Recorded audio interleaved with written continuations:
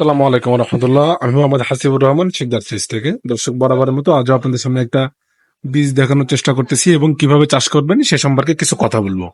তো দর্শক, আপনারা আমার হাতে দেখতে পারতেছেন ফার্মেসিয়ার্স এর রয়্যাল গ্রিন যে লাউটা আছে, বড় বড় আপনার হাইব্রিড যে লাউটা, ওইটা এটা চাষ সম্পর্কে কিছু কথা বলবো। যারা আপনারা ইউটিউবে ভিডিও দেখতেছেন, আশা করি শেষ পর্যন্ত দেখবেন এবং কিভাবে চাষ করতে হয় সবকিছু জানবেন। এবং যারা ছাদ বাগানি আছেন অথবা যারা বাণিজ্যিকভাবে চাষ করতে চান, তাদের জন্য এই ভিডিওটি উপকারী হতে যাচ্ছে আমি আমি মনে করি।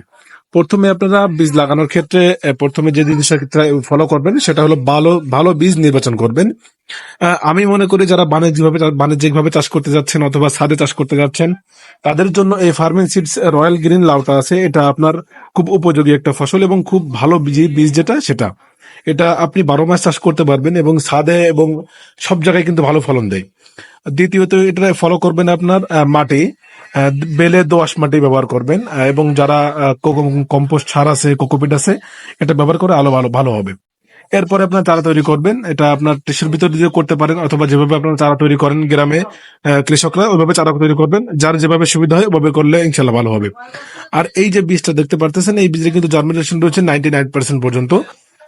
এজন্য কোনো টেনশন করা লাগবে না যে বীজ জার্মিনেশন হবে কিনা, ও ক্ষেত্রে আপনাদের কোনো ভয় নেই ইনশাল্লাহ।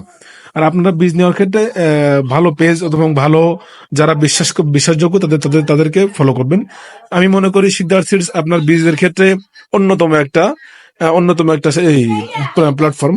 এখানে আপনারা যে বীজগুলো পাবেন প্রত্যেকটা বীজ হাইব্রিড এবং 12 মাস চাষযোগ্য। যারা এই লাউটা চাষ করতে যাচ্ছেন তারা অবশ্যই আমাদের সাথে যোগাযোগ করবেন। কিভাবে চাষ করবেন সবকিছু জানিয়ে দিচ্ছি, আরো ভালোভাবে জানিয়ে দেবো ইনশাল্লাহ। যাদের লাগবে অবশ্যই আমাদের হোয়াটসঅ্যাপে SMS করবেন।